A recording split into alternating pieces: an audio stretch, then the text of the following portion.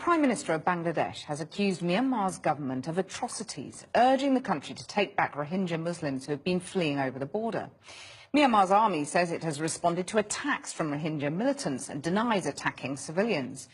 But it is now estimated that around 370,000 Rohingyas have fled from Myanmar into Bangladesh to escape attacks on their villages in the western state of Rakhine. Our Asia correspondent Jonathan Miller is in Kutupalong on the Bangladesh-Myanmar border. On the road to Kutupalong, the biggest formal Rohingya refugee camp, thousands were awaiting the arrival of the Mother of Humanity, also known as the Bangladeshi Prime Minister, Sheikh Hasina. At the camp entrance, the welcome committee lined up 20 deep. Rohingya will be eternally grateful for the sanctuary offered by Buddhist-majority Myanmar's Muslim neighbour. Inside, they'd assembled some of the bereaved, the wounded and maimed, who'd just got here. This mother of four had been terribly burned and was yet to receive any treatment. The villages were burned down and all the boys and men taken by the military, and many killed. Everyone was scattered. In the chaos, I lost my children. I ran back to my home to look for them, but my whole house was in flames. I rescued my 4 children, but there is no trace of my husband. When the Myanmar army came and started to shoot, my brother was killed. I was shot in the leg. I played dead. When they'd gone, I crawled into the jungle, where I stayed for 2 days before making it over to Bangladesh. I couldn't walk. My fellow villagers carried me all the way. There is a controlled but smouldering anger in Bangladesh about what's happening over the river.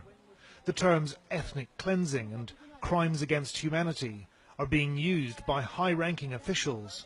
The foreign minister used the G word, genocide.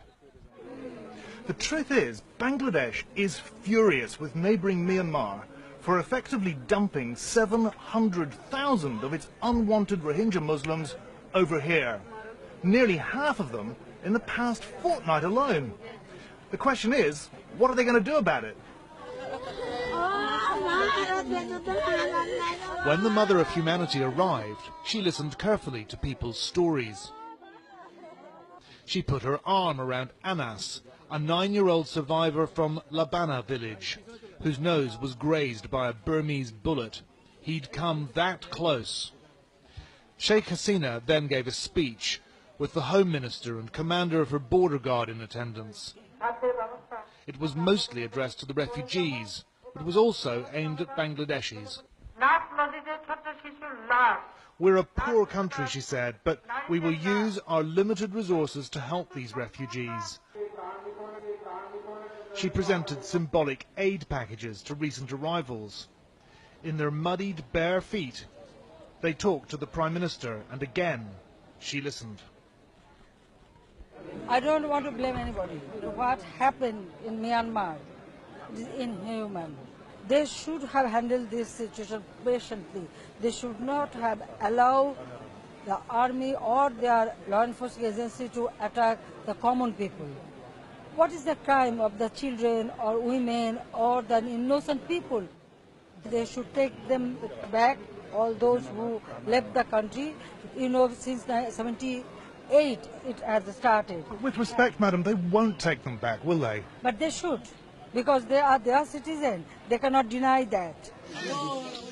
But the Myanmar government does deny that. The surge of stateless Rohingya shows no sign of easing. Channel 4 News has obtained these pictures of thousands and thousands of Rohingya still hiding in the forests inside Rakhine State, desperate to cross into Bangladesh. The UN's now upped its estimates of new arrivals. 370,000 in just over 2 weeks, it says, on top of 400,000 already here. Everyone's overwhelmed. New makeshift tarpaulin cities sprawl across forested hillsides. There are no toilets. No one in this hilltop hellhole has eaten much at all since they got here. To get food, you need a ration card. Put your hand in the air if you have a ration card. Nobody has got a ration card.